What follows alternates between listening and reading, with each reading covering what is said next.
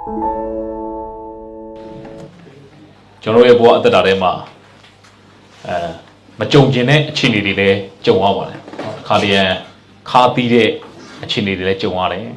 အဲ့လိုကြုံတဲ့အခါမှာနားမလည်နိုင်ပါဘူးနော်ဘာကြောင့်ဒီလိုခါသီးမှုတွေကိုဘုရားသခင်လောကကြီးထဲမှာထားသေးလဲနော်ဒါတွေဘာလို့ကြုံရတာလဲနော်ကျွန်တော်လည်းဒီကိုမလာခဲ့မှာနော်သင်ကြားခြင်းခံရတယ်နော်ဒီအခက်အခဲတွေတစ်ခါလေကြာရင်မရင်ဆိုင်ခြင်းမအောင်နော်ကျန်တာတင်နဲ့လာတာတရားရုံရောက်သွားတယ်နော်ကီလိုကြော်မောင်းပြီးလို့ဟိုတရားရုံမှာရောက်သွားတယ်ဒီခက်ခဲမှုတွေကြံ့ကြာမှုတွေနော်မရင်ဆိုင်ခြင်းတဲ့အရာတွေအဲ့မှာကျွန်တော်ကလမ်းမှာလာရင်းနဲ့ဘာလို့ဒီလိုခါးသီးမှုတွေကိုဘုရားသခင်ကဖျက်ဆီးခိုင်းရတာလဲနော်ကျွန်တော်တို့အခြေအနေတွေတယောက်နဲ့မတူပါဘူးနော်တချို့ဆိုရင်ယောဂဝေဒနာပြင်းစွာခံစားရတယ်တချို့ဆိုလည်းစီးပွားရေးပြဿနာပေါ့နော်တချို့ဆိုလည်းမိသားစုပြဿနာမျိုးမျိုးရှိတယ်ခါးသီးမှုတွေကိုဘုရားသခင်ကဖျက်ဆီးခိုင်းတယ်ဘာလို့ခါးသီးမှုတွေဖျက်ဆီးခိုင်းလဲဆိုတဲ့အရာကိုကျွန်တော်ကားမောင်းရင်းနဲ့စဉ်းစားဆင်ခြင်တဲ့အခါမှာဘုရားသခင်ကတစ်ဖက်မှာခြုံမြင်ခြင်းတွေကိုပြင်ဆင်ထားတယ်ဒါပေမဲ့အဲ့ဒီခြုံမြင်ခြင်းတွေကိုအဲ့ဒီခြုံမြင်ခြင်းရဲ့အရာတာကိုခါးသီးခြင်းတွေကိုဖျက်ဆီးပြီးတော့မှသူကပို့ပြီးတော့ပေါ်လွင်လာဖြစ်တယ်အရေးအောက်မှာရှိတဲ့လူတယောက်ရေတစ်ခွက်တောက်တာနဲ့တကယ်နေပူကျဲတဲ့ရက်နဲ့ပြန်လာပြီးတော့စာလောင်မောပန်းတဲ့အချိန်မှာရေတစ်ခွက်တောက်ရတဲ့ရတာနဲ့မတူပါဘူး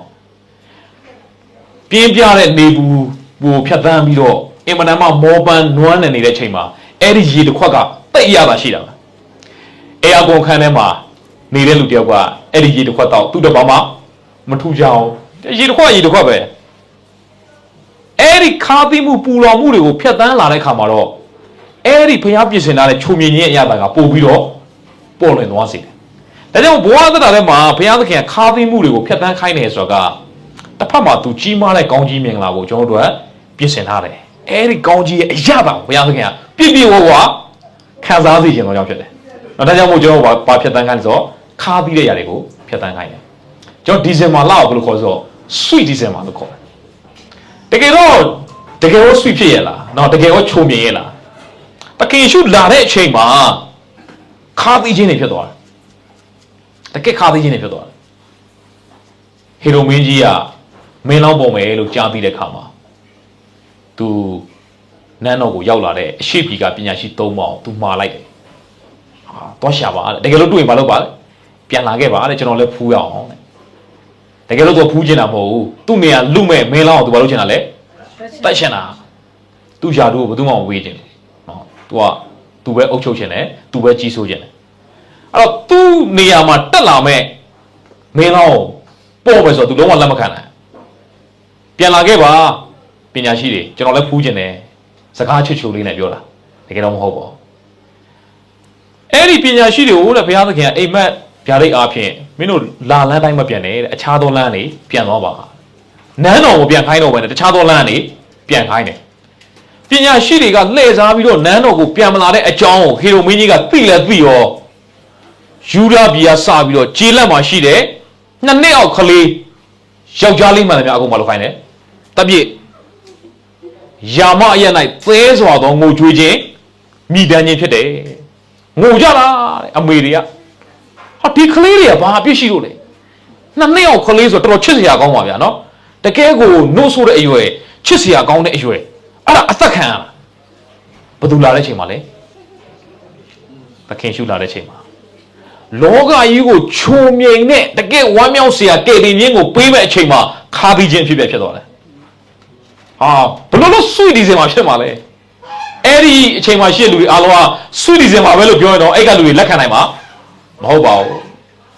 ပေသွားတဲ့ကလေးတယောက်ရဲ့မိခင်ကိုဒါကအင်မတန်ခြုံမြင်စရာကောင်းတဲ့အချိန်ခါပဲလို့ပြောရင်ထားတော့ကြရင်အောင်မှာသူ့ကလေးပေသွားတယ်ဆိုမှဘလို့လို့ခြုံမြင်စရာကောင်းပါလေခါပြီးတော့ဘဝကြီးသူ့ကလေးဘာပြစ်မှမရှိဘူးလေနှစ်နှစ်ယောက်ကလေးဆိုတာဘာပြစ်မှမရှိဘူးလေဘလိုင်းအသက်ခံရတာ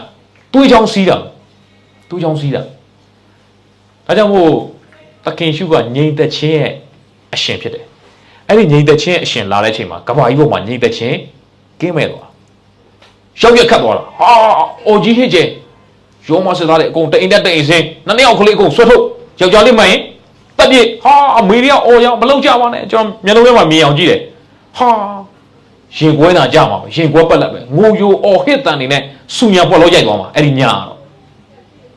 အဲ့ဒါငြိမ်သက်ခြင်းအရှင်လာတဲ့အချိန်ဖြစ်တယ်ဟာပြောတော့ငြိမ်သက်ခြင်းအရှင်ဆိုကဘာကြီးမှာကြည့်အောင်ဖြစ်ပြနေတာဒါမှမဟုတ်ဆက်ဆုံးလည်းတစ်ချင်းလေးတစ်ပုတ်ဆက်ဆုံးလည်းရေးတဲ့ချင်းလေးကအဲ့လိုတော်စဉ်းစားရတယ်ဗျာနော်အဆုံးဖြတ်ဆိုတဲ့ချင်းလေးတစ်ပုတ်သူရေးထားငြိမ်သက်သွားဖို့ဘုရားရှင်ကြွလာသည်မဟုတ်ပါဘူးလူတွေကထင်တာတော့လောကကြီးငြိမ်သက်သွားဖို့ဘုရားသခင်ကြွလာထင်တာတကယ်တော့ငြိမ်သက်သွားဖို့ကြွလာတာမဟုတ်ဘူးတဲ့ဟာဘလို့ကြီးလဲနော်ငြိမ်သက်သွားဖို့ဘုရားရှင်ကြွလာသူ့စာလိုက်ဝေတဲ့ပြင်ဆင်နောင်နာစိတ်တရံမှာကိုယ်တိုင်အုပ်ဆိုးခွင့်ပေးမှာပဲအဲ့ဒီငြိမ်သက်ခြင်းအစစ်မှန်ခံစားရတာဖြစ်တယ်အဲ့ဒီငြိမ်သက်ခြင်းအရှင်ကိုသင်ကိုယ်တိုင်အုပ်ဆိုးခွင့်မပေးသေးဘူးအဲ့ဒီငြိမ်သက်ခြင်းရောက်မလားအဲ့ဒီငြိမ်သက်ခြင်းကအချင်းလေးပေါ်မှုမတည်ဘူးသင်ကိုယ်တိုင်ကိုကြအုပ်ဆိုးခွင့်ပေးလိုက်တဲ့အချိန်မှာပဲပတ်ဝန်းကျင်ချင်းတွေဘလောက်ပဲရောက်ရခန့်နေပါစေ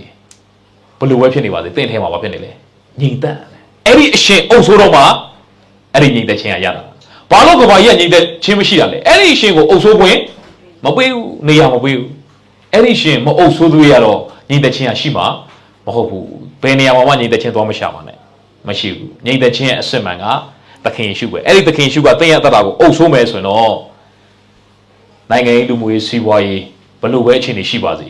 သင်ကငြိမ်သက်စွာနဲ့ဘဝကိုဖြတ်သန်းနိုင်မှာဖြစ်တယ်သင်အထဲမှာအတွင်းငြိမ်သက်ခြင်းလို့ခေါ်တဲ့ inner peace အဲ့ဒီငြိမ်သက်ခြင်းကလူပေးနိုင်တဲ့ငြိမ်သက်ခြင်းမဟုတ်ဘူးငါရဲ့ငြိမ်သက်ခြင်းကိုသင်တို့မှာငါထားခဲ့တယ်ငါမင်းတို့ငြိမ်သက်ခြင်းပေးတယ်လောကီသားတို့ပေးတကယ်လို့မဟုတ်ပါဘူးတဲ့အဲ့ဒီငြိမ်သက်ခြင်းမျိုးကဒီလောကကြီးကပေးစွမ်းနိုင်တဲ့ငြိမ်သက်ခြင်းမျိုးမဟုတ်လူရဲ့ငြိမ်သက်ခြင်းမဟုတ်ဘူးတဲ့ဖခင်ရဲ့ငြိမ်သက်ခြင်းတဲ့အောင်စရာနော်ဖခင်ရဲ့ငြိမ်သက်ခြင်းကအထဲထဲမှာရောက်လာတာအဲ့ဒီသခင်ကိုအုပ်ဆိုးခွင့်ပေးတဲ့သူပဲအဲ့ဒီငြိမ်သက်ခြင်းရတာကိုခံစားတာဖြစ်တယ်ဒါကြောင့် sweet December မှာချုံမြိန်နေတဲ့ဘယ်လိုချုံမြိန်တာလဲအမေတွေငိုကြွေးနေတာနှစ်နှစ်ယောက်ကလေးအကုန်တက်ခံသခင်ရှုကတော့အဲ့အချိန်မှာဘယ်ကိုခဏရှောင်ဖို့ပြောလဲဆိုတော့အိမ်မက်ယူပါအောင်အပြင်ယောသက်ကိုကောင်းကင်ထဲမှာပြောတယ်အေဂုတုမှာခဏသွားပြီးတော့ရှောင်နေပါသခင်ရှုကအေဂုတုကိုရှောင်နေတဲ့အချိန်ဒီမှာနှစ်နှစ်ယောက်ကလေးအကုန်လုံးအသက်ခံလိုက်ရခါပင်းချင်းတွေဖြစ်ဖြစ်သွားတယ်ဒါကြောင့်ဘဝအသက်တာထဲမှာဘုရားသခင်ဘာလို့ဒီအရာကိုအခွင့်ပေးတာလဲကလေးတွေသိတာလေနှမျောစရာကြီးဒါဘာအပြစ်မှမရှိတခြားလူကြီးတွေတချို့သိတယ်ဘာညာဆိုနည်းတော်သေးတာပေါ့နှစ်နှစ်ယောက်ကလေးဆိုတာကြီးကရက်ဆက်ရကြအောင်ပါလေဒီခါသီးခြင်းကိုဘုရားသခင်ဘာလို့အခွင့်ပေးရလဲအဲ့ဒီခါသီးခြင်းရဲ့နောက်မှာချုံမြင်ခြင်းကိုဘုရားသခင်ကပြင်ဆင်ထားတယ်လောလောဆယ်အချိန်ကြီးကျင့်တော့ဘဝကြီးကခါသီးတယ်လို့ထင်ကောင်းထင်ရမှာပါဒါပေမဲ့ချုံမြင်ခြင်းရဲ့အစစ်မှန်ကအဲ့ဒီသခင်ရှုခွတ်တော်ဘုရားနေရာယူခြင်းကအသင်အသက်တာမှာချုံမြင်ခြင်းရဲ့အစစ်မှန်ဖြစ်တယ်ဒါကြောင့်မို့sweet Decemberလို့ဘာလို့ခေါ်ရလဲဆိုရင်ချုံမြိန်နဲ့လာမြတ် Decemberလို့ဘာလို့ခေါ်ရလဲဆိုရင်တော့အခြေအနေတွေကြည့်ပြီးခေါ်တာမဟုတ်ပါဘူးသခင်ရှုကဘာဒီစัจ java ကိုအုပ်ဆိုးတဲ့ဖခင်လောကကိုကြွလာတဲ့အချိန်ဖြစ်လို့အဲ့ဒီဖခင်ရှိလို့ချုံမြိန်တယ်လို့ပြောတာဖြစ်တယ်အဲ့ဒီဖခင်ဆင်းလာတဲ့အချိန်ကမလို့ချုံမြိန်တယ်လို့ပြောရခြင်းဖြစ်ပါတယ်လူတွေရဲ့လှုပ်ဆောင်မှုကြောင့်လူတွေရဲ့အာဏာတတ်မှတ်မှုလောဘကြီးမှုဒေါသကြီးမှုဟေရိုမင်းရဲ့မာမာနာထောင်လွှားမှုကြောင့်ခါးသီးမှုတွေဖြစ်ပြသွားတော့ညာလဲယေရှုသာအသက်တာထဲမှာအုပ်ဆိုးရင်တော့ချုံမြင်ခြင်းရတာကိုခံစားအောင်ဖြစ်တယ်။ဒါချုံမြင်ခြင်းရဲ့အစစ်မှန်ကသခင်ယေရှုပဲအသက်တာထဲမှာယေရှုရှိရင်တော့ချုံမြင်တဲ့အရာတော်သင်ခံစားအောင်ဖြစ်ပါတယ်။သခင်ယေရှုမရှိရင်တော့အဲ့ဒီချုံမြင်တဲ့အရာတာဘလို့မှခံစားနိုင်တဲ့အကြောင်းမရှိပါဘူး။ဒါကြောင့်မို့လူကချီးမွမ်း9ရက်ကဲ့ရဲ့9ရက်တဲ့နော်လူကချီးမွမ်းရင်ဘယ်နှစ်ရက်ပဲကြာလဲဆို9ရက်ပဲကြာနော်9ရက်ပြီးတော့မချီးမွမ်းလိုက်တော့နော်လူရဲ့သဘောဣသရေလလူမျိုးတွေဖះအောင်ချီးမွမ်းတာ3ရက်ပဲကြာနော်တော့ချီးမွမ်း9ရက်ကိုချီးမွမ်း3ရက်တော့ပြန်ပြောအောင်ဖြစ်တယ်3ရက်ပြီးရတယ်စပြတ်တာတက်တာပဲအဲ့ဒီအကြောင်းကလေနော်ဒီနေ့ခွန်အားကြီးကိုဖြစ်ပါတယ်ထွတ်မြောက်အောင်ကျမ်းမှာဣသရေလလူမျိုးတွေကဒီအေဒုံပင်လယ်ကိုဘုရားသခင်ခွဲပြီးတော့ဒီဘက်ကိုပို့တဲ့အခါမှာတဲ့မီရီအန်တို့မှစပြီးတော့အားလုံးကတချင်းဆက်ပြီးတော့ဘုရားကိုချီးမွမ်းရတာပတ်တာတွေတီးပြီးတော့အကြီးကျယ်ချီးမွမ်းတာအဲ့ဒီချီးမွမ်းပြီးတော့တဲ့အဲ့လိုအတန်ပြိုင်ဆိုပြီးတော့အားလုံးအားရပါရချီးမွမ်းတယ်ဘုရားသခင်ငါတို့ကိုကယ်နှုတ်တဲ့ဘုရားဖြစ်တယ်ပင်လယ်ကြီးကိုနှချမ်းခွဲတယ်ရန်သူဖြစ်တဲ့မြစ်စီးသူရဲ့အားလုံးကိုပင်လယ်ထဲမှာအဆုံးသတ်လိုက်တဲ့ဘုရားဖြစ်တယ်ချီးမွမ်းပြီးတော့တဲ့နော်ထွတ်မြောက်အကြံခိုင်း15အပိုင်ငယ်22မှာထို့နောက်မောရှေသည်ဣသရေလလူတို့ကိုအေဒုံပင်လယ်မှဆောင်းသွား၏သူတို့သည်ရှုရတောသို့ရောက်ကြ၏ထိုတော၌ 3 ရက်ခရီးသွား၍ရေကိုမတွေ့မရကြအဲ့ဒီတောရက်မှာခရီးသွားတာဘယ်လောက်ကြာပါဆို3 ရက်ပင်လယ်နီဖြတ်လာပြီးတော့ချီးမွမ်းတယ်အာရပါရတချင်းဆိုကြဖယား praise လုပ်တယ်ချီးမွမ်းပြီးတော့တောမှာဘယ်နှစ်ခရီးပဲသွားသေးလဲ3 ရက်ခရီးပဲသွားသေးတယ်တိတ်မကြသေးနော်ဖယားကိုချီးမွမ်းလာတာ3 ရက်ပဲကြာသေးတယ်ဘာမရှိလဲရေမရှိဘူးရေမရှိတော့မှထွက်ရေကတောက်ရှင်မှာတော့ရေမရှိဒါပေမဲ့ရေရှိတဲ့အရက်ကိုတော့ရောက်သွားတယ်တဲ့ရောက်သွားတဲ့ရက်ကဘာရက်လဲဆိုအပိုင်ငယ်23မှာမာရအရက်တို့ရောက်တော့ခါရေတော့တွေ့ပါတယ်တဲ့အဲ့ဒီကဘာဖြစ်နေလဲဟာရေတွေ့လဲတွေ့အာရပါကြောထဲမှာလည်းဣတယ်လို့ရေလဲတွေ့အာရပါဘာလုပ်မလဲ3 ရက်ဆိုတော့တနေ့တော်စားနေပြီလေရေကိုအတင်းဘာလုပ်မလဲဟာတောက်မှာပေါ့ရေကိုအတင်းနဲ့မျိုးချအောင်ဘာလုပ်လဲဟာခါလိုက်တာ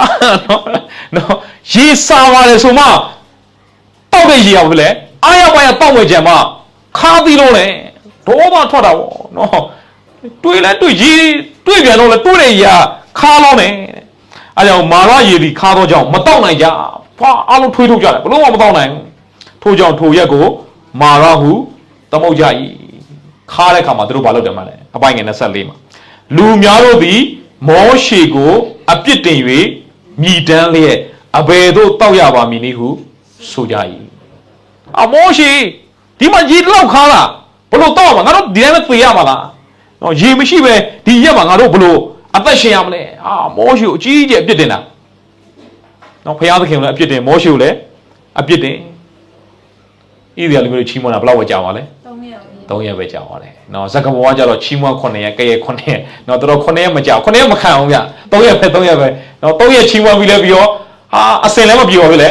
ခါသီးခြင်းနဲ့လည်းရင်ဆိုင်အောင်ပြစ်တင်ပြီပြစ်တင်ပြီဒါပေမဲ့ဘုရားသခင်ကလေအဲ့ဒီခါသီးခြင်းထဲမှာပဲလေအသင်ကိုချိုးမြင်စေတဲ့ဘုရားဖြစ်တယ်အာမင်အံ့ဩစရာနော်မောရှေကတစ်ပင်တစ်ပင်ကိုပြအဲ့တစ်ပင်ကိုတဲ့မင်းအဲ့ရေထဲဘာလို့လဲပြစ်ချလိုက်တဲ့အဲ့ဒါဆိုရေကဘာလို့သွားမလဲချိုးသွားမယ်မောရှေကလည်းအဲ့တစ်ပင်တစ်ပင်ကိုယူပြီးတော့ရေထဲကိုပြစ်ချလိုက်တဲ့အခါမှာရေသည်ချိုးတယ်ရေကချိုးသွားတယ်ခါတဲ့ရေတော့ချိုးစေတဲ့ဘုရားဖြစ်တယ်ကျွန်တော်ဘုရားရဲ့ခါသီးမှုတွေကိုဘုရားကချိုးမြင်ခြင်းကိုဘာလို့ပေးမှာလဲပြောင်းလဲပေးမယ်ဘုရားရှင်ဖြစ်တယ်ဣသရေလလူမျိုးတွေကောင်းလို့လား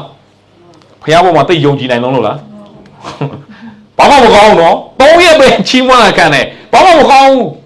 တဲ့ဘုရားသခင်ကလေသူရွေးကောက်ထားတဲ့လူမျိုးဖြစ်တဲ့ခါမှာနော်ဗြိဉ္ဉ်လူဖြစ်တဲ့ခါမှာဘုရားအာဗြဟံဣဇက်ယာကုပ်တို့နဲ့ချုပ်ဆိုထားတဲ့ဗြိဉ္ဉ်လူဖြစ်တဲ့ခါမှာဘုရားသခင်ကသူတို့ဘက်မှာရှိတယ်သူတို့မားစားတယ်ချိုးမြင်ခြင်းကိုဘုရားသခင်ကဖြစ်စေတယ်ဘုရားဖြစ်တယ်အဲ့ဒီခါသီးခြင်းဒဏ်ကိုဣသရေလလူမျိုးတွေကမခံနိုင်ဘူးအဲ့ဒီအချိန်တွေမှာသာသူတို့ဘုရားကိုချီးမွမ်းခဲ့မယ်ဆိုရင်ဘုရားသခင်ကိုယုံကြည်ခဲ့မယ်ဆိုရင်ဘုရားဘုရားဘယ်လောက်ထိဝမ်းသာမလဲဘုရားဘယ်လောက်ထိပျော်ရွှင်မလဲ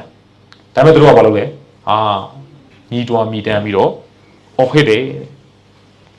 အဲ့ဒီခါမှာတိတ်မကြပါဘူးအဲ့ဒီမာရအရက်ကိုဖျက်ကျော်ပြီးတဲ့ခါမှာတဲ့ဘုရားကအင်မတန်ကောင်းတဲ့နေရာတစ်ခုပြင်ဆင်လာတယ်အဲ့ဒီနေရာတော့အေလိန်ဆိုတဲ့ရွာဖြစ်တယ်အဲ့ဒီအေလိန်ဆိုတဲ့ရွာမှာတဲ့အပိုင်ငယ်29မှာထိုးနောက်မှရေတွင်12တွင်စွန်ပလုံမိန်80နဲ့ပြည့်စုံရာအေလိန်ရွာသို့ရောက်၍ထိုရက်တွင်ရေရှိရာနာမှာတက်ချကြ၏ဘုရားသခင်ကအရှိမရေတွင်12တွင်စွန်ပလုံမိန်ဟာ80အိုအေစစ်ပဲနော်အိုအေစစ်ကိုဘုရားသခင်အရှိမလက်တကမ်းလေးမှာပြင်ဆင်ထားတာနော်ထိုးနောက်မှဆိုတော့အဲ့ဒီမာရရက်ကိုကြော်သွားပြီးခဏလေးပဲဘယ်ရောက်တော့မှလဲအေလင်ကိုရောက်တော့မှသီးမခံနိုင်ဘူးဗျာသီးမခံနိုင်အရှိမဘုရားသခင်လေတကယ်ကိုရေတွင်းတော်မှာတွင်းမဟုတ်ဘယ်နှတွင်းလဲ12တွင်းစုံမလုံးမယံ80စားစရာအပြည့်ဘုရားအရှိမပြင်ဆင်ထားတာဘုရားပြင်ဆင်ထားပြီးသားပါဒါပေမဲ့ဒီမှာကျေးဇူးတော်မချီးမွမ်းနိုင်ဘူးအဲ့တော့ဘုရားသခင်ကလေဘတော်မှမာရရက်မှာတင့်ကိုညီကုန်းချုပ်စင်မယ်ဘုရားမဟုတ်အေလင်ကိုပြင်ဆင်ထားတဲ့ဘုရားဖြစ်တယ်အဲ့ဒီခါပြီးနေတဲ့အချိန်မှာပဲလေအတူရှိတဲ့ဘုရားကတင့်ကိုခြုံမြင်ခြင်းရတာပေးဆွမ်းမှာဖြစ်တယ်ဘုရားအတူရှိခြင်းကတင့်ရဲ့တရားကိုခြုံမြင်စေတာဖြစ်တယ်အချင်းတွေကတင့်ကိုခါသီးမှုတွေပေးဆွမ်းပါလိမ့်မယ်အချင်းတွေကဘယ်တော့မှဒီရေကတောက်လို့မရဘူးဒါဘုရားအတူရှိတဲ့ခါမှာအပင်တပင်ကိုပြပြီးတော့ရေထဲကိုချလိုက်တဲ့ခါမှာအဲ့ဒီရေကဘာဖြစ်သွားလဲချိုးသွားတယ်ဒါကြောင့်မို့ ဖျားအတူရှိခြင်းကကျွန်တော်ဘဝအသက်တာကိုချိုးမိစေတာဖြစ်တယ်တခင်ရှုကြွလာတဲ့အချိန်မှာအဖြစ်ပြက်ကခါးသီးစရာကြီးပဲနှစ်ယောက်ကလေးအသက်ခံရတယ်ဒါပေမဲ့ဖျားသခင်အတူရှိခြင်းကအသက်တာတွေဘာလို့ဆိုလဲချိုးမိစေတာဖြစ်တယ်အဲ့ဒီအချိန်တုန်းကအဲ့ဒီကလေးမိဘတွေမိခင်တွေနားလဲမှာမဟုတ်ပါဘူးဒါချိုးမြင်စရာဒီဇင်ဘာချိုးမြင်စရာအချိန်ခါလို့ပြောရင်ဘလုံးဝလက်ခံနိုင်မှာမဟုတ်ပါဘူးဒါပေမဲ့ဒီအချိန်မှာတော့ဒီဇင်ဘာလောက်ဘယ်လိုပြန်ခေါ်နေရလဲ sweet December အဖြစ်ပြက်တစ်ခုကဒီအချိန်ကာလမှာခါပြီးတယ်လို့ထင်ရပေမဲ့နောက်အချိန်ကာလရောက်တဲ့ခါမှာတော့တကယ်ကိုချိုးမြင်စရာကောင်းတဲ့အခြေအနေတစ်ခုကိုပြောင်းလဲသွားခဲ့တယ်ဒါကြောင့်ကျွန်တော်ဘဝသက်တာထဲမှာခါသီးစရာနဲ့ကြုံတဲ့အခါမှာ1 minute မှနဲ့စိတ်ထဲမကြမှာစိတ်မပြတ်ပါနဲ့အဲ့ဒါတွေကတစ်ချိန်မှာဘာဖြစ်ပြောင်းမအောင်လဲချိုးမြင်စရာဖြစ်ဖျားကပြောင်းလဲပြမှာဖြစ်တယ်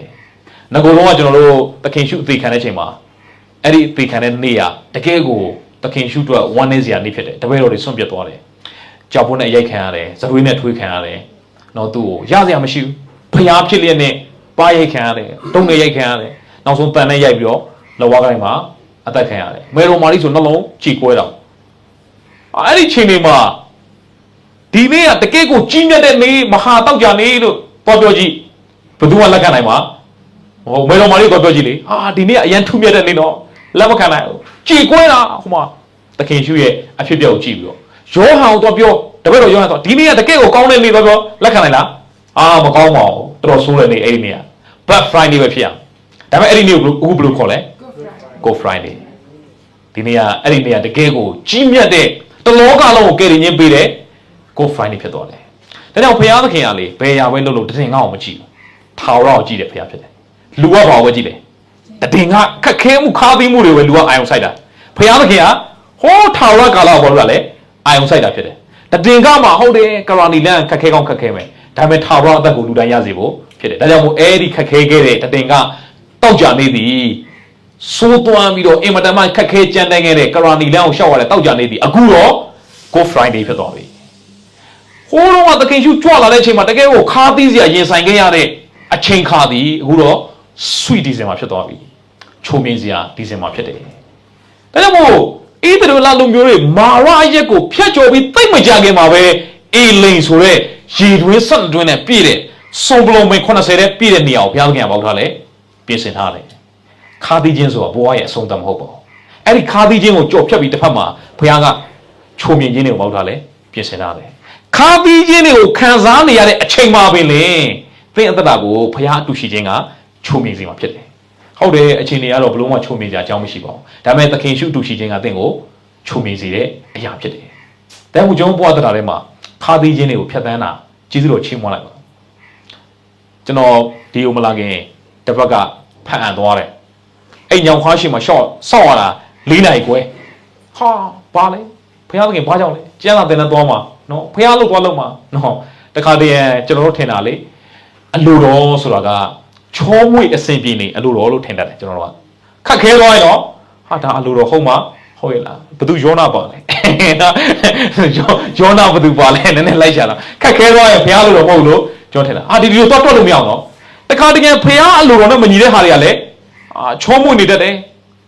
ယောနာနီးနေဝေမျိုးမသွားချင်ဘူးတာရှုမျိုးသွားမှာသင်္ဘောကအစင်သေးနော်သင်္ဘောကအစင်သေးအဲ့ဒါမှတာရှုသွားမဲ့သင်္ဘောကအစင်သေးချောမွေ့နေတာပဲဘုရားလိုတော်လမ်းဟုတ်လားမဟုတ်ပါဘူးသူ့လိုတော်လမ်းနော်သူ့လိုလမ်းသူ့လိုရှိတဲ့လမ်းကိုသွားမှာဒါပေမဲ့အားလုံးချောမွေ့နေတာဒါကြောင့်ဘဝအသက်တာမှာအချိန်လေးအစဉ်ပြေတိုင်းနဲ့ဘုရားလိုတော်လို့သွားထင်လို့မရအောင်ခက်ခဲတိုင်းလည်းဘုရားလိုတော်မဟုတ်ဘူးလို့တရသေးသွားတတ်မှတ်လို့မရပါဘူးအဲကြောင့်ကျွန်တော်ဘဝသက်တာထဲမှာဘလို့ပဲကြုံဘုရားသခင်နဲ့အတူဖြတ်သန်းဖို့ပဲဖြစ်တယ်အဲ့ဒီခါးသီးမှုတွေကတစ်ချိန်မှာချုံမြင်ခြင်းတွေကိုပေးစွမ်းဖို့ဖြစ်တယ်အဲ့ဒီကြုံခဲ့တဲ့ခါးသီးခြင်းတွေကဒီနေ့ကျွန်တော်တတ်သိခံရတဲ့အကြောင်းဖြစ်လာခဲ့တယ်အဲ့ဒီခါးသီးစရာတွေဟာကျွန်တော်နှလုံးသားကိုနှိမ့်ချတတ်အောင်စိတ်ရှည်တတ်အောင်သီးခံတတ်အောင်ဘုရားကသင်ပေးတဲ့ຢာတွေဖြစ်တယ်သူများကိုကျမ်းစာမသိခင်မင်းအရင်အသင်ခံရတယ်ဘုရားသခင်ကနော်သူများကိုအရင်မပြောခင်ကျွန်တော်အရင်မလုပ်ရလဲအသင်ခံရတယ်ဟောဒါတွေကတကယ်ကျေးဇူးတော်ချီးမွမ်းစရာကြီးပဲဘုရားသခင်ကျွန်တော်အသက်တာထဲမှာဒီချုံမြင်ခြင်းရဲ့အရာတော်နားလည်ဖို့ရအတွက်ခါးသီးခြင်းကိုဘုရားသခင်ကပေးတွေ့တယ်ဒီနေ့မြန်မာပြည်ကြီးမှာခါးသီးစရာတွေပဲဒါပေမဲ့တစ်ချိန်မှာဘုရားသခင်ဘာပြင်ဆင်တာလဲချုံမြင်ခြင်းကိုပြင်ဆင်တာလေအဲ့ဒီချုံမြင်ခြင်းကိုရောက်ဖို့ရအတွက်ဒီခါးသီးမှုတွေကကျွန်တော်တို့အတွက် ဖခင်ကချိုမြင်ခြင်းအရာသာကိုပါ၍ခံစားနိုင်ဖို့အတွက်ပြင်ဆင်ထားတာဖြစ်တယ်ဒါမှမဟုတ်သင်ကညီးတွားမလားချီးမွမ်းမလားဒါသင်ရဲ့ choice ဖြစ်တယ်ခါသီးတဲ့အချိန်မှာညီးတွားပြီးဖြတ်သန်းလို့လည်းရတယ်ချီးမွမ်းပြီးဖြတ်သန်းလို့လည်းရပါတယ်ချီးမွမ်းပြီးဖြတ်သန်းရင်တော့နှစ်ခါအကျိုးကျေးဇူးခံစားတာပေါ့ခါသီးတဲ့အချိန်မှာလည်းချိုမြင်တဲ့အရာသာကိုခံစားရတယ်တစ်ဖက်မှာလည်းဖခင်ပြင်ဆင်ထားတဲ့အချိန်မှာလည်းချိုမြင်ခြင်းရတာကိုခံစားမှာဖြစ်တယ်ဒါကြောင့်မို့ဘဝကြီးကိုစိတ်ပြက်မညီးတွားလိုက်ပါနဲ့ဘဝကြီးကိုမခါသီးပါနဲ့ဖခင်ကချိုမြင်ခြင်းနဲ့ပဲပြင်ဆင်ထားတဲ့ဖခင်ရှင်ဖြစ်တယ်ဖခင်ကကျွန်တော်ကိုချိုမြင်စေတဲ့ဖခင်ဖြစ်တယ်ဘယ်အရာကချိုမြင်စေတာလဲဆိုတော့သူအတူရှိခြင်းကကျွန်တော်ကိုချိုမြင်စေတာဖြစ်တယ်တမန်ကျမ်းစာထဲမှာနောမီတို့မိသားစုရှိတယ်သူတို့ကဒီအကြောင်းအရာကိုတော့တမန်ကျမ်းစာမှာရုသဝတ္ထုဟုတ်တယ်ရုသဝတ္ထုမှာတွေ့ရတယ်ဟုတ်နော်ရုသဝတ္ထုအခန်းလုံးကတကယ်ဆိုရင်ရုသအကြောင်းပါ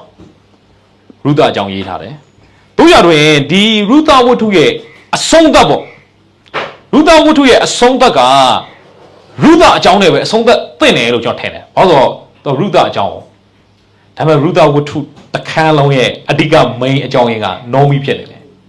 ဟောစရိုက်နော်နောမီအကြောင်းနဲ့ပဲဆုံးသတ်ထားတယ်ရုသဝတ္ထုဟာကျွန်တော်ကြည့်တော့အော်သွားတယ်ဧသဒဝတ္ထုကဧသဒရဲ့အကြောင်းဖြစ်ရဒါပေမဲ့ဧသဒဝတ္ထုရဲ့တင်ပြတဲ့အထဲထဲမှာဘု து အကြောင်းဖြစ်နေတယ်လားမော်လဂဲရဲ့အကြောင်းဖြစ်နေတယ်အဆုံးသတ်မှာဘု து နဲ့ပဲဆုံးသတ်လဲမော်လဂဲအကြောင်းနဲ့ပဲဆုံးသတ်ဟာဖခင်ပြောချင်တယ်ရာအော်စရာကြီးဒီမှာဧသဒဒီရုသဝတ္ထုကျွန်တော်ဖတ်ကြည့်တော့နောမီတို့မိသားစုပေါ့သူ့ယောက်ျားအေလိမလက်သူ့သား2ယောက်ရှိတယ်မဟာလုံနဲ့ခိလျိုဣသရေတိုင်းမှာအစာခေါင်းမလို့တဲ့မောဘပြည်မှာအစာရှိတော့မောဘပြည်သွားတာဟိုရောက်တော့သူ့ယောက်ျားလည်းသေတယ်သား2ယောက်လည်းသေတယ်ချွေးမ2ယောက်နဲ့သူပဲကြံတယ်နောမီနဲ့သမီးအကြီးချွေးမအကြီးပေါ့အော်ရဘချွေးမအငယ်ရုသသမီး2ယောက်ခေါ်ပြောတယ်ငါမှလှုပ်ကျွေးမဲ့လင်ယောက်ျားသားမရှိတော့ဘူးပစ္စည်းဥစ္စာတွေလည်းကုန်ပြီငါပစ္စည်းဥစ္စာတွေနဲ့ထွက်လာအခုတော့ငါဘာမှမရှိတော့မင်းတို့လည်းငါဘာမှမလုပ်ပေးနိုင်ဘူးအဲ့တော့မင်းတို့ကိုမိပါစီကိုပြန်တော့ချွေးမအကြီးအော်ရဘပြန်သွားတယ်ချွေးမငယ်ဖြစ်တဲ့ရုသတော့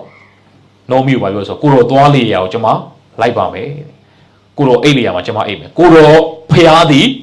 ကျွန်မဖျားဣသရေလလူမျိုးတွေကိုးကွယ်တဲ့ဖျားနောမီကိုးကွယ်တဲ့ဖျားကိုရုသကဘယ်လိုခံလဲဆိုရင်ကျွန်မဖျားလို့သူဘာလုပ်လိုက်လဲခံလိုက်သူဝင်ခံလိုက်တယ်အဲ့ဒီဝင်ခံခြင်းပေါ်မှာရုသကကောင်းကြီးဖြစ်သွားတယ်တကယ်တော့ရုသက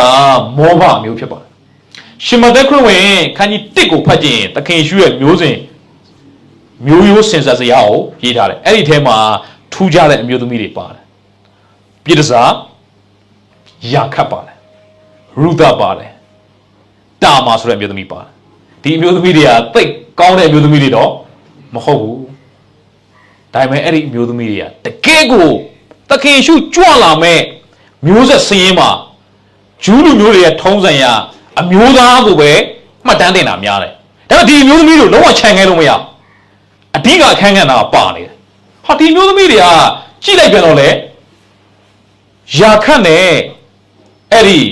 ရုသကဣသရေလအမျိုးသမီးမဟုတ်ပြန်တပါးအမျိုးသားရုသဆိုရင်မောဘပြည်သူမောဘအမျိုးဆိုတာကလောတာနဲ့သမီး2ယောက်နဲ့အိပ်ပြီးတော့မှရလာတဲ့အမျိုးဖြစ်တယ်လောတာနဲ့သမီး2ယောက်နဲ့အိပ်ပြီးတော့ဒါအဖေနဲ့သမီးနဲ့မှားယွင်းပြီးတော့မောဘအမျိုးထွက်လာတယ်ပြီးတော့အာမုန်မျိုးဆိုတာထွက်လာတယ်ကျိန်ချင်းခံရတဲ့အမျိုးဖြစ်တယ်အဲ့ဒါကရုသရဲ့အမျိုးဖြစ်တယ်ဒါပေမဲ့အဲ့ဒီကျိန်ချင်းခံရတဲ့အမျိုးကလည်းသူကဘာဖြစ်သွားလဲကောင်းကြီးမြင်လာခံရတဲ့အမျိုးဖြစ်သွားတယ်ခါးပြီးချင်းတွေနဲ့ဘုရားသခင်တို့ဘာလို့ဆိုလဲချိုးမြင်စေတယ်သူဘဝမုံဆုံးမဖြစ်သွားပြီဒါပေမဲ့ဟိုးတိုင်းပြည်ရောက်တဲ့ခါမှာဘောဇာနဲ့အိမ်အောင်ချပြီးတော့တကယ့်ကိုသခင်ခရစ်တော်ရဲ့မျိုးစင်ဆက်စရာမှာပါလာတယ်ဆိုတွေ့ရတယ်ဒါဝိဒ်ရဲ့အဖွားသွားတော့တယ်အဲ့ရုသကျမ်းစာထဲမှာကျွန်တော်အဲ့ရုသဝတ္ထုကြောင့်ဖတ်ရင်းနဲ့သူကအဓိကခေါ်ပြချင်တာနောမီကြောင့်ဖြစ်တယ်နောမီကတဲ့သူခါသီးသွားတယ်နောမီဆိုတဲ့နာမည်အဓိပ္ပာယ်ကတဲ့သူကချိုမြင်ခြင်းလို့အဓိပ္ပာယ်ရနောမီဆိုတဲ့အဓိပ္ပာယ်ချိုမြင်ခြင်းဒါပေမဲ့သူပြန်လာတဲ့အချိန်မှာတဲ့လူတွေသူနှုတ်ဆက်နောမီပြန်လာပြီနောမီပြန်လာပြီဒါပေမဲ့ तू ကဘာပစ္စည်းဥစ္စာပါလဲမရှိတော့ယောက်ျားလည်းမရှိတော့သူ့ရဲ့သားလေးလည်းမရှိတော့အဲ့ဒီအချိန်မှာ तू ကပြောတယ်ငါဟိုတဲ့နောမီတို့ဒီနေ့စပြီးတော့မခေါ်ပါနဲ့တဲ့မာရလို့ခေါ်ပါ ခုနကဣသရေလလူမျိုးတွေရောက်ခဲ့တဲ့နေရာကိုလည်းဘာလို့ပြောလဲမာရလို့ပြောတယ်မာရဆိုတဲ့အဓိပ္ပာယ်ကခါပြီးခြင်းငါဘဝကြီးကခါလုံးတယ်တဲ့ဒါကြောင့်မို့တဲ့ဒီနေ့ကစပြီးတော့ငါ့ကိုမာရလို့ပြောင်းခေါ်ပါနောမီလို့မခေါ်ပါနဲ့တော့ဖခင်သခင်ကငါဘဝကြီးကိုခါပြီးစေပြီငါဘဝဒီခါပြီးခြင်းထဲမှာပဲအဆုံးသတ်မှာပါဘာမှလုပ်လို့မရတော့ဘူးဘာမှငါမျောလင်းစရာမရှိတော့ယောက်ျားလည်းမရှိတော့တားနှစ်ယောက်လည်းမရှိတော့အလုပ်လည်းမရှိတော့စီစဉ်ဥစ္စာလည်းမရှိတော့လှေလည်းမရှိတော့လေခွက်တောင်မရှိတော့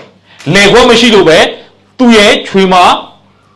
ရူဒါကသူများပိုင်တဲ့လေခွက်မှာပါသွားလို့ကလည်းကောက်သိန်း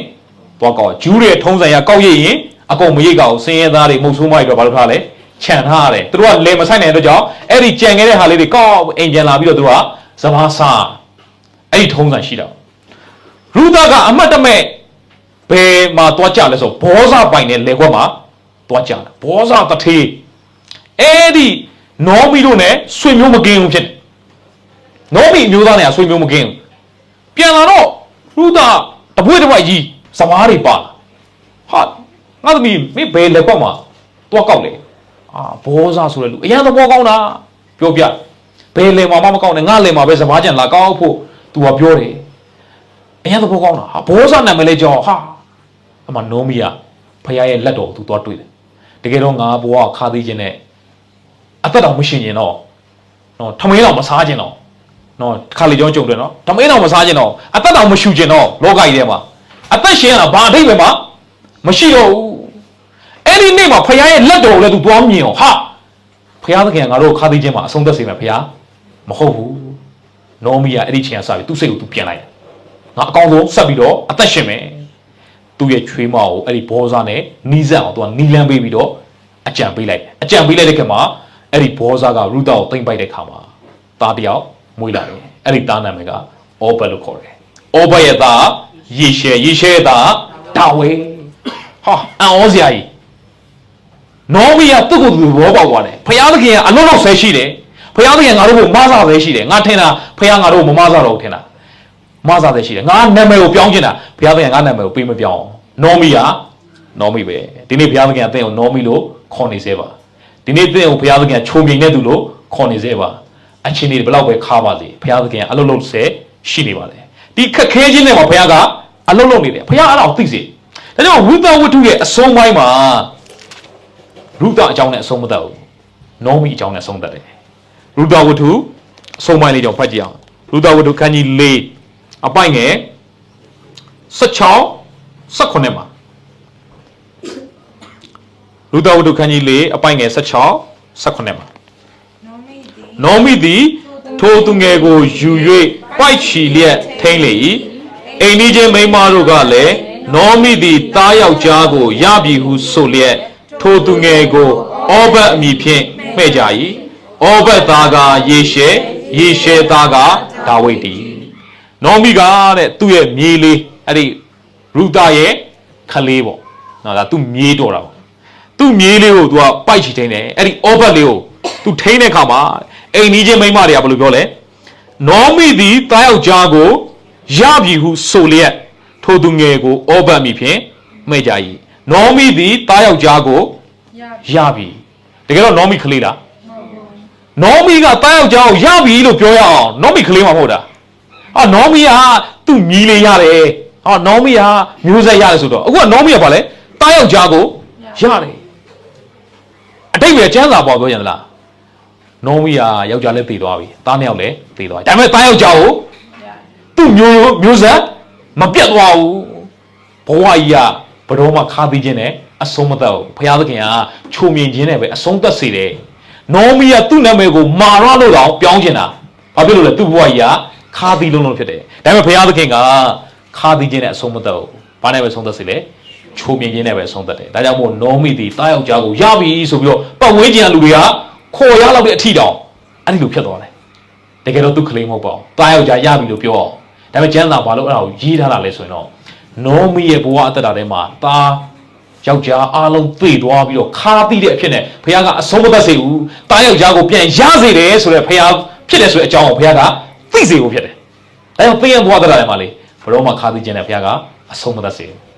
သင်ရစိတ်ထဲမကြောက်တော့အောင်စိတ်မပြတ်တော့အောင်ဘုရားသခင်အလုံးလုံးနေစေဆိုတော့သင်မြင်မိမယ်ဆိုရင်နောမီကဲတော့အကောင်းဆုံးဆက်သက်ရှင်လိုက်တယ်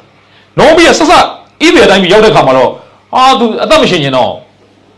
သူချွေမသွားရှာပြီးငါတို့ရတာလေးစားတနေ့တာဒီလိုပဲဖြတ်တန်းတော့ဘယ်ဟောမလဲရူတာကအဲ့ဒီမှာဘောစားရဲ့လေဘွက်မှာရောက်လဲရောက်ဟာအဲ့ဒါလဲကြောင်ဖျားသခင်ငါတို့ဒီနေ့ထိမာသားနေပြီဖျားလက်တော်ရှိတယ်အကောင်းဆုံးသူရူတာတို့အသက်ရှင်သွားတယ်အဲ့ဒီခါမှာဘုရားသခင်ကသူ့ကိုတာယောက်ျားရစေတယ်လို့ကျမ်းစာကပြန်ဖော်ပြတယ်အတိတ်ပဲကတော့နောမီကိုဘုရားသခင်ကချုံမြင်ခြင်းနဲ့ပဲအဆုံးသတ်စေတယ်။နောက်ကျွန်တော်ဘွားသက်တာထဲမှာဘုရားသခင်ဘယ်တော့မှခါသီးခြင်းနဲ့အဆုံးမသတ်စေဘုရားသခင်ချုံမြင်စေတဲ့ဘုရားဖြစ်တယ်။သိမှာခါသီးတဲ့အခြေအနေတွေကြုံကောင်းကြုံပါပါ။ကျွန်တော်ရဲ့အခြေအနေတယောက်မတူ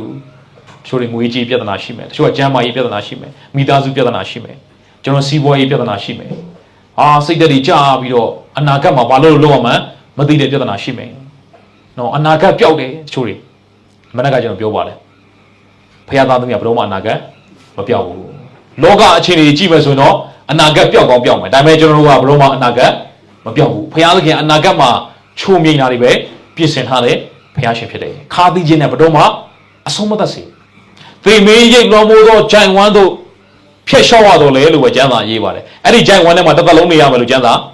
မပြောအဲ့ဒီဂျိုင်ဝမ်းထဲမှာတဲဆောက်ပြီးတစ်သက်လုံးနေဖို့ဘုရားလို့တော့အဲ့ဒီဖြတ်လျှောက်ပြီးတဲ့တစ်ဖက်မှာလည်းဘုရားဘာပြင်ဆင်တာလဲစားပွဲကိုပြင်ဆင်တာပဲကျွန်တော်ရန်သူတို့ရှိမှကျွန်တော်ဖို့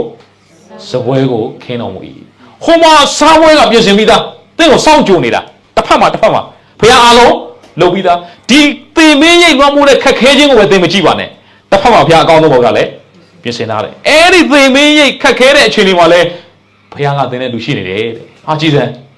ချုံမြိန်ခြင်းကိုပေးမဲ့ဘုရားသင်တဲ့လူရှိမှတော့သင်ဘွားကြီးကခါသီးခြင်းနဲ့ရင်ဆိုင်နေရတဲ့အချိန်မှာပဲလေချုံမြိန်နေမှာဖြစ်တယ်တစ်ဖက်မှာလည်းချုံမြိန်နဲ့ဘုရားပြင်ဆင်ထားတဲ့စားပွဲကိုလည်းသင်ဟာဝင်စားမှာဖြစ်တယ်ကျွန်တော်ရန်သူရှိမှကျွန်တော်ဖို့စပွဲကိုခင်းတယ်ရန်သူရှိမှစပွဲခင်းတယ်ဘုရားဖြစ်တယ်ရန်သူရှိမှသင်ကိုပြန်ပြီးတော့ချီးမြှောက်တဲ့ဘုရားဖြစ်တယ်အောင်ဆိုင်တော့ရန်သူရှိမှပြန်ချီးမြှောက်ခံရတယ်ဆိုတာကဒါမလွယ်တဲ့ကိစ္စဖြစ်တယ်ကိုယ့်ကိုရန်ရှာတဲ့လူရှိမှကိုကပြန်ပြီးတော့ချီးမြှောက်ခြင်းခံရတယ်ဣသရာဝတ္ထုမှာရန်သူရှိမှဘုရားပြန်ချီးမြှောက်ဘုသူချီးမြှောက်လဲမော်ဒကဲကိုချီးမြှောက်မော်ဒကဲကနန်းတော်တကားဆောင်နန်းတော်တကားမှာတကားအဖွင့်ပိတ်လို့ရတယ်နော်အပေါင်ဆောက်ပေါ့ဗျာနော်ဘာမှယာတူးမရှိပါဘူးနော်ဘာမှအထင်ကြီးစရာတကွက်မှမရှိပါဘူးဟာမန်ကတိုင်းပြည်120ကိုအုပ်ချုပ်တဲ့ရှင်ဘုရင်အာရွှေယူရဲ့အမတ်အင်ပါယာကတိုင်းပြည်120တောင်ပါတယ်အဲ့ဒီအင်ပါယာကြီးကပါရှားအင်ပါယာကြီးကပီရိုသီအင်ပါယာကြီးအကြီးပဲအဲ့ဒီမှာ तू ကအမတ်ဆိုတော့နိုင်ငံ120ကိုအုပ်ချုပ်တဲ့ဘုရင်ရဲ့အမတ်ဆိုတော့ထောင်လွှားတာပေါ့ဟာမန်ဝင်လာရင်အားလုံးပြပြဝအကုန်လုံးဥချဝတ်ပြူရတယ်ဒါပေမဲ့ဘယ်သူကမဥချဘူးလေမော်ရကဲမဥချဘူး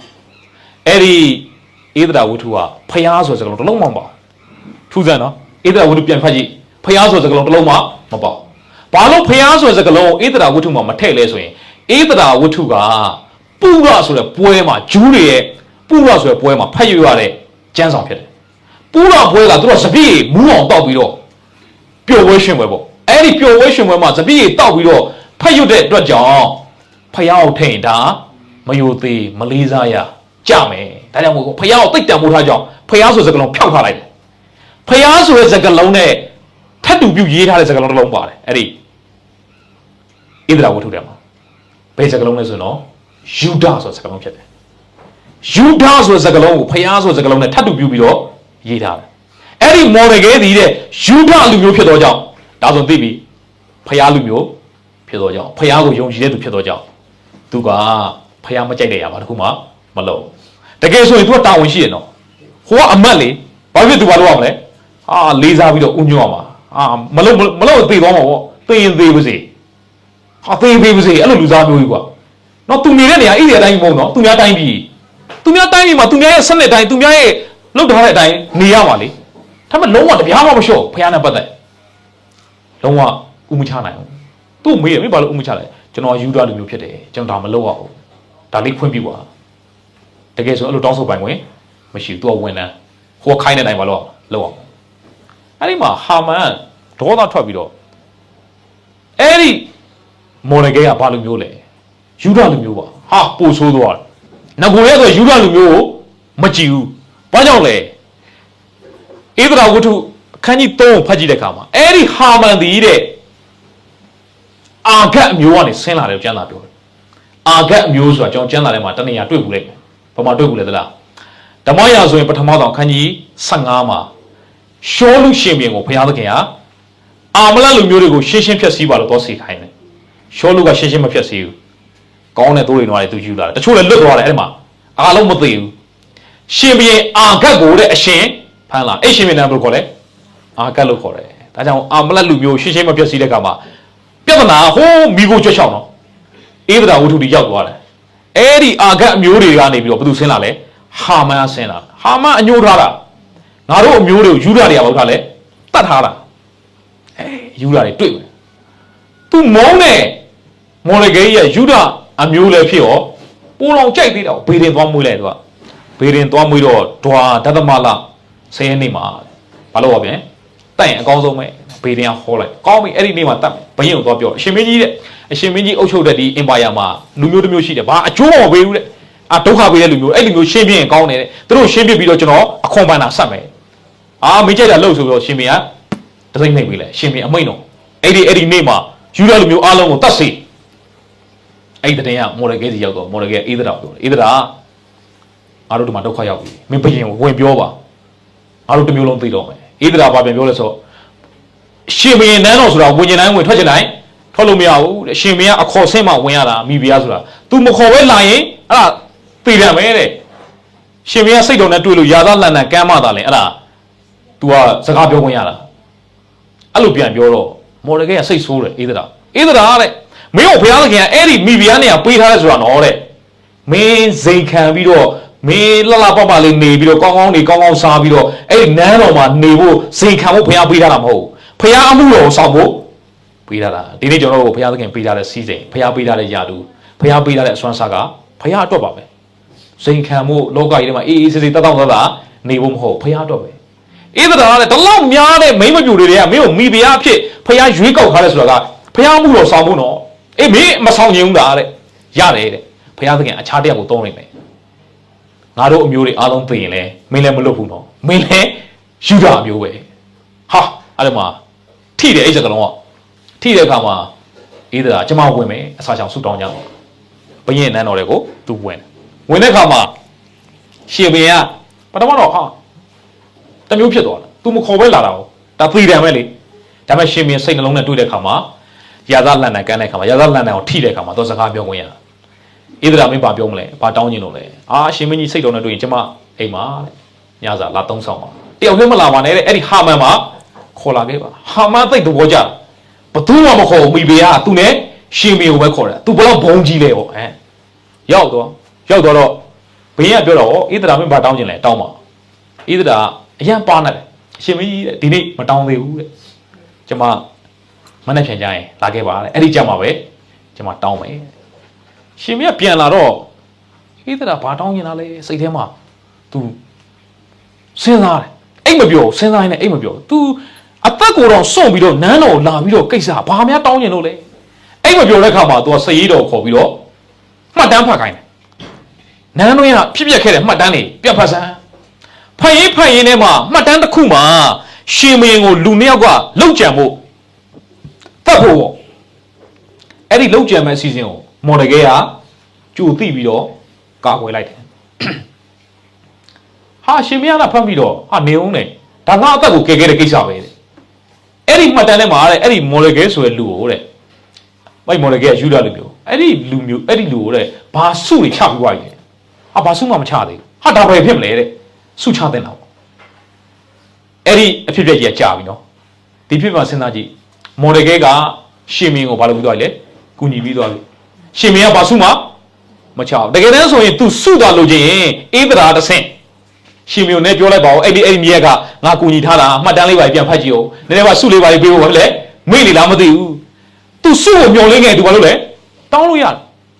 ဒါမှဘုရားသခင်က तू မေးဖို့မေးလို့ဘုရားသခင်ကျွန်တော်အခုတည်းဒီမှာနန်းတော်တကားဆောင်ပဲကျွန်တော်တို့မှကောင်းတာလဲလောက်ပါလေလာတဲ့ခါမှာလဲကျွန်တော်ဥမချအောင်ဖျားဘက်မှာကျွန်တော်ရက်တည်ရသားနဲ့ဒီနေ့ဒီကျွန်တော်ယာလူကမပြောင်းသေးပါလားဒီနေ့ဒီကျွန်တော်တန်ရှင်းပဲနော်ဒီနေ့ဒီကျွန်တော်ဒီအချိန်တွေပဲကျွန်တော်အချိန်တွေကမထူးခြားသေးပါလားဘယင်ကအခုဒီကျွန်တော်စူးမချသေးပါလား မော်ဒယ်ကဘယ်တော့မှလူစီကမမျောလင်းအောင်ဖျားစီအောင်မျောလင်းတယ်ဒါကြောင့်သင်္သရာထဲမှာလေဖျားအချိန်ရောက်ရင်လှပစွာလုပ်တဲ့ဖျားဖြစ်တယ်အဲ့ဒီအချိန်မရောက်ခင်မှာကိုယ်စိတ်ကူးနဲ့တွားပြီးတော့ဆုလက်တွေမရှာဖွေမိပါစေနဲ့လူတွေစီကမမျောမှန်းနဲ့ဖျားခင်အချိန်တိုင်းကြီးမားစွာချီးမြှောက်ဖို့သင်မျောလင်းတာထက်တာ၍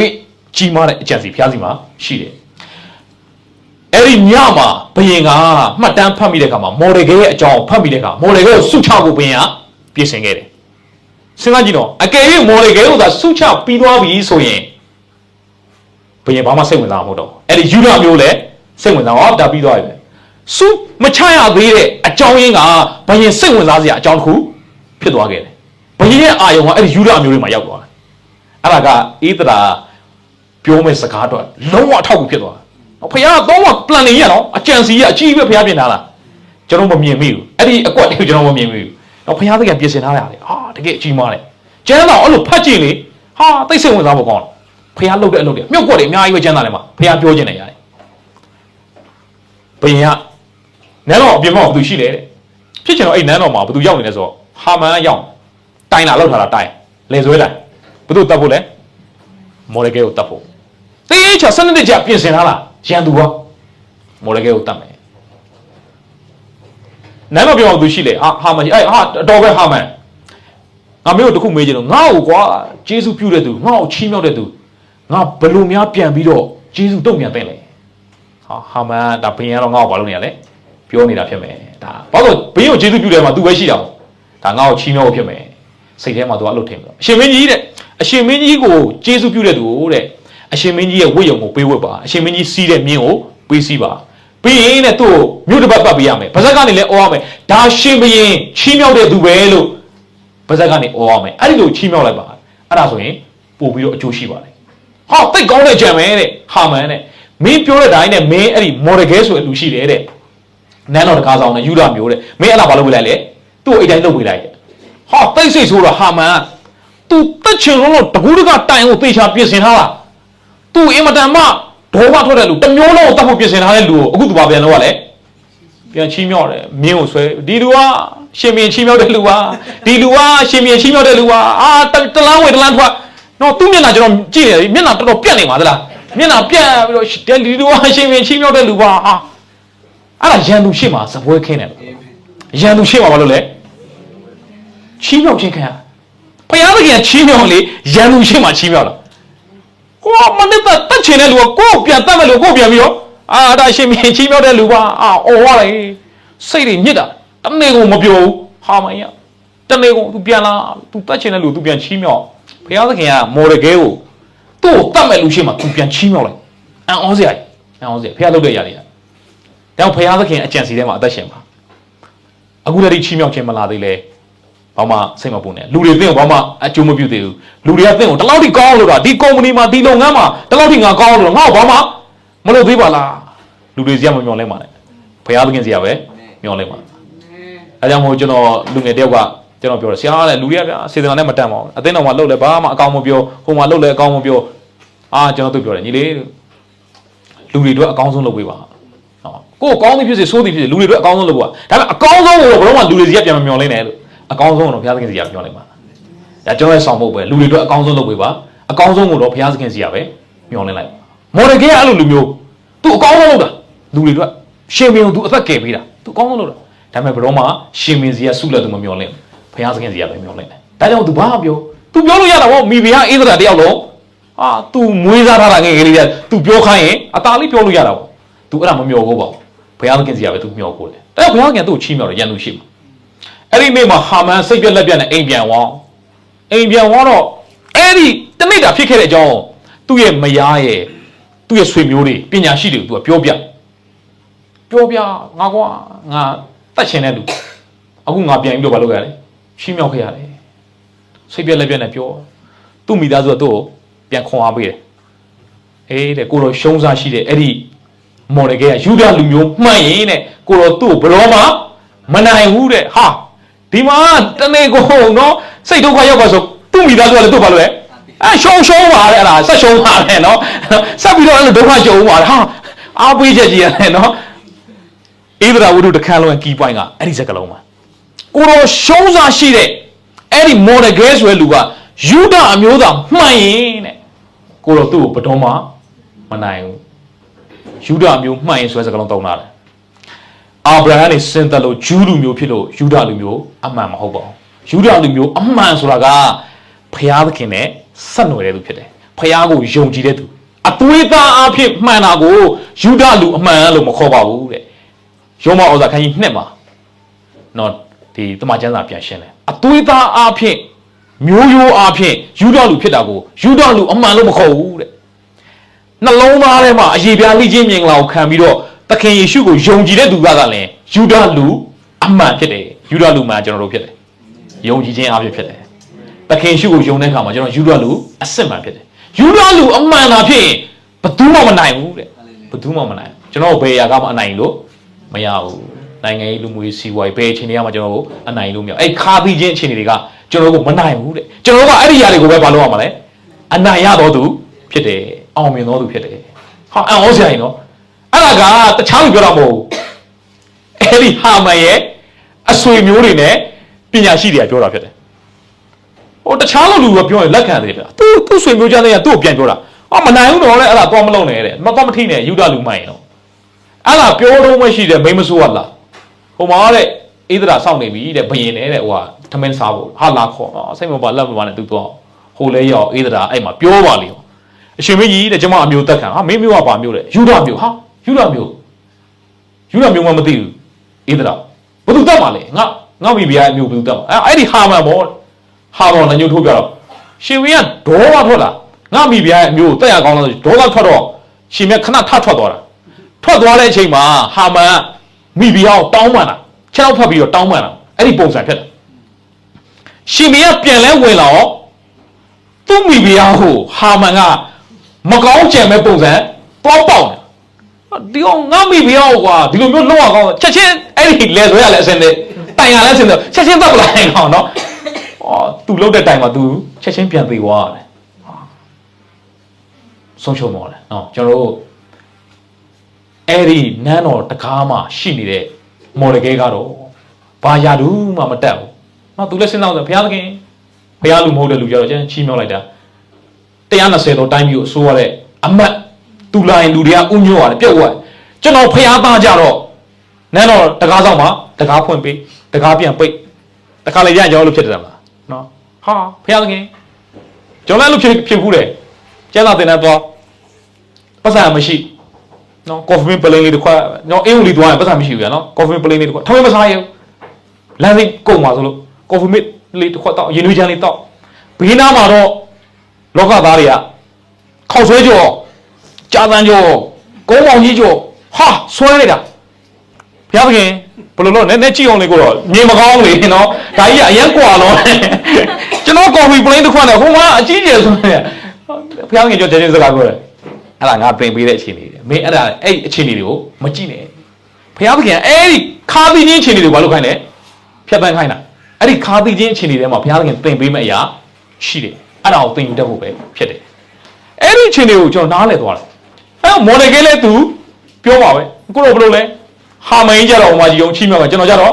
တကားဖွင့်လိုက်ပိတ်လိုက်နဲ့ဘာမှဒီနေ့ထိဒီရာထူးပဲစိတ်ထဲမကြနဲ့ဘုရားသခင်အချိန်တိုင်းမလုပ်နဲ့ချီးမြှောက်မှာဖြစ်တယ်ဖះအချိန်ကိုစောက်တတ်ဖို့ပဲကို့အချိန်ထဲမှာကို့အသက်ရှင်လို့မရအောင်ဖះအချိန်ရောက်ရင်သူကသူချီးမြှောက်တာဖြစ်တယ်ဖះချီးမြှောက်တဲ့အံ့ဩစရာကြီးအဲ့ဒီဘယင်ကသူ့ရဲ့အမိန့်ကိုသူကပြန်ပြင်လို့မရတော့တစိတ်ကနှိပ်ပြီးသွားပြီဆိုတော့နောက်ထပ်အမိန့်တစ်ခုထပ်တော့သွားတယ်ဘယင်ကအဲ့ဒီနေ့ရက်မှာလည်းယူဒလူမျိုးတိုင်းဓားကင်ပြီးတော့ကို့အသက်ကိုကာကွယ်လို့ရတယ်ဘယ်သူလာသက်ပြန်တတ်လို့ရတယ်ဟာအဲ့လိုတော့ဘယ်သူမှမတည့်ရတော့ဘူးနော်ဘယ်သူမှမတည့်ရတော့ဘယင်ကအမိန့်ကိုထပ်တော့လိုက်ဟာအံ့ဩစရာကြီးနော်ယူဒတစ်မျိုးလုံးဘယ်သူမှတတ်ခွင့်မရှိဟာဘယင်အမိန့်ပြီးတဲ့အခါမှာအဲ့ဒီနန်းတော်အပြင်နော်နန်းတော်အထဲတော်ဝင်ခွင့်ရှိတယ်နန်းတော်တကားဆောင်မော်ဒကဲကနန်းတော်အထဲရောက်လာပြီးတော့အဲ့ဒီရှင်ဘင်အာရွှေရုပ်ဘင်နဲ့အကြီးမြတ်ဆုံးသောယာတုကိုသူကရတယ်ဒါကြောင့်မို့အဲ့ဒီဧဒရာဝတ္ထုအဆုံးပိုင်းလေးဖတ်ကြည့်အောင်ဧဒရာဝတ္ထုကိုဧဒရာအကြောင်းနဲ့အဆုံးမသတ်ပဲနဲ့မော်ဒကဲအကြောင်းနဲ့အဆုံးသတ်ထားတယ်ဒါကသိအံ့ဩစရာကောင်းပါလေဘုရားသခင်ကျွန်တော်တို့ကိုပြောစီခြင်းနဲ့စကားရှိတယ်ဧဒရာဝတ္ထုကိုအမှန်တကယ်ဆိုရင်တော့ဧဒရာအကြောင်းနဲ့အဆုံးသတ်တင်ပါလေဒါပေမဲ့မော်ဒကဲအကြောင်းနဲ့ပဲအဆုံးသတ်တာလေဧဒရာဝတ္ထုခန်းကြီး30 အပိုင်းငယ်တစ်ကနေ3ဖတ်ကြည့်အောင်အာရွှေယုသည်မြေကြီးပေါ်၌၎င်းပင်လယ်တွင်ရှိသောကျွန်းတို့ပေါ်၌၎င်းငွေတော်ခွဲကြောင်းအစရှိသောအာနာတကိုးနှင့်စီရင်သမျှသောအမှုရာများနှင့်တကွချီးမြှောက်တော်မူခြင်းကိုခံရသောမော်ဒကဲ၏ဘုံကိုထင်ရှားခြင်းအရာတို့သည်မေဒိပိရတိရာဇဝင်တို့၌ရေးထားလျက်ရှိယုဒအမျိုးသားမော်ဒကဲသည်ရှင်ဘင်အာရွှေယုအောက်၌အမျက်ဆုံးသောအရာကိုရ၍ယုဒလူတို့တွင်ဘုံကြီး၏မိမိအမျိုး၏အကျိုးစီးပွားကိုပြုစုလျက်အမျိုးသားချင်းပေါက်ပေါ်တို့အားမင်္ဂလာစကားကိုသာပြောလျက်မိမိမျိုးသားချင်းပေါင်းတို့တွင်မျက်နာရသောသူဧဒရာဝတ္ထုဖြစ်ပါတယ်ဘုသူ့ကြောင့်လည်းဆုံးသက်လေမော်ဒကဲကြောင့်လည်းဆုံးသက်တယ်မော်ဒကဲသည်တဲ့ယူဒအမျိုးသားမော်ဒကဲသည်တဲ့ရှင်ဘုရင်အာရွှေဦးအောက်၌အမျက်ဆုံးသောအရာကိုရတယ်လို့ကျမ်းစာဖော်ပြတယ်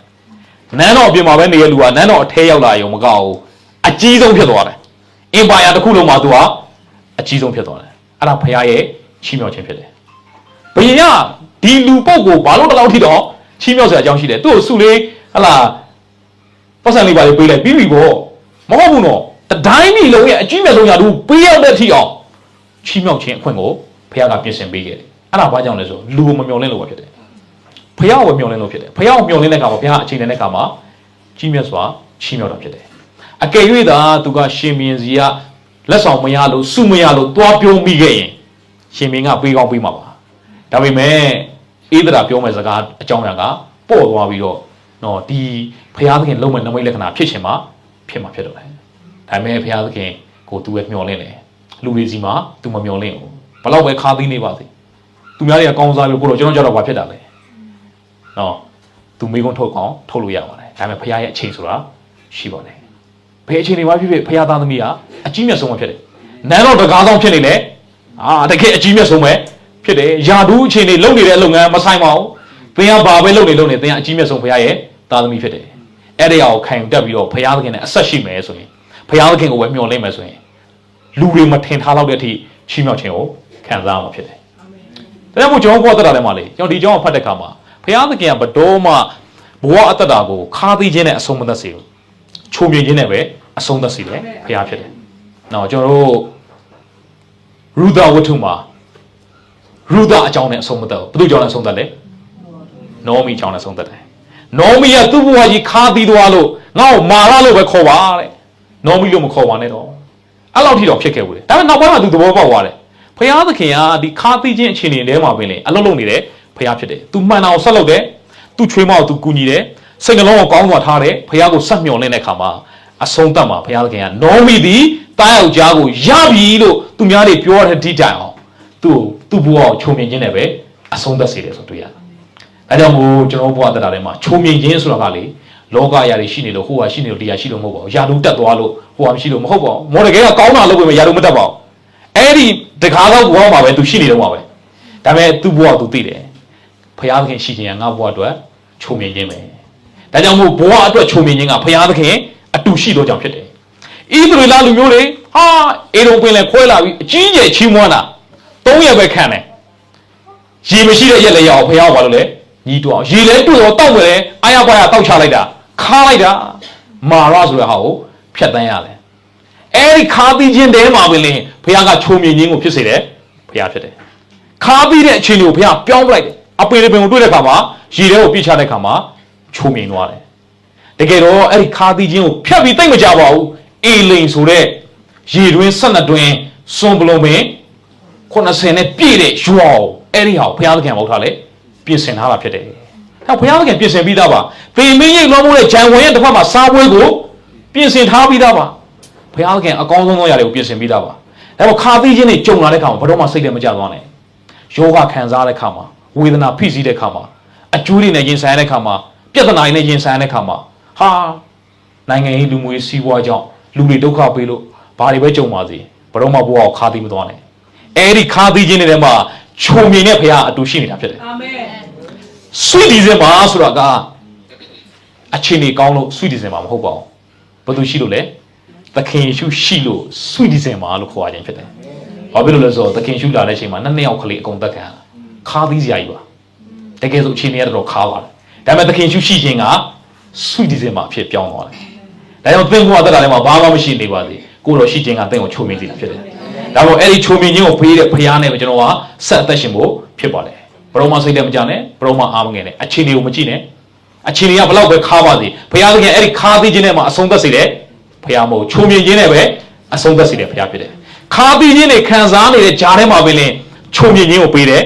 ဖရားသခင်ဖြစ်တယ်မာရအရက်ကိုချုံမြင်စေတယ်ဖရားဖြစ်တယ်ခါသိတဲ့သင်အခြေအနေထဲမှာယေရှုသာရှိမယ်ဆိုရင်တော့အခြေအနေတွေဘလောက်ပဲခါပါစေသင်ကချုံမြင်နေတဲ့အရာကိုခံစားမှာဖြစ်ပါတယ်အဆုံးသတ်မှာလည်းဘုရားသခင်ကအေလိန်ရွာကဲ့သို့အင်မတန်မှပိုးကြွယ်ဝါတဲ့ရေတွင်း12တွင်းနဲ့ပြည့်တဲ့စွန်ပလုံမိန်80နဲ့ပြည့်တဲ့အရက်ကိုဘုရားကပြင်ဆင်ပြီးသားဖြစ်ပါတယ်ဒီနေ့မြန်မာပြည်ကြီးမှာခါးသီးခြင်းတွေဘလောက်ပဲကြုံပါစေသင်ရဲ့မိသားစုသင်ရဲ့အိမ်တော်မှာသင်ရဲ့အခြေအနေဘလောက်ပဲခါးသီးပါစေ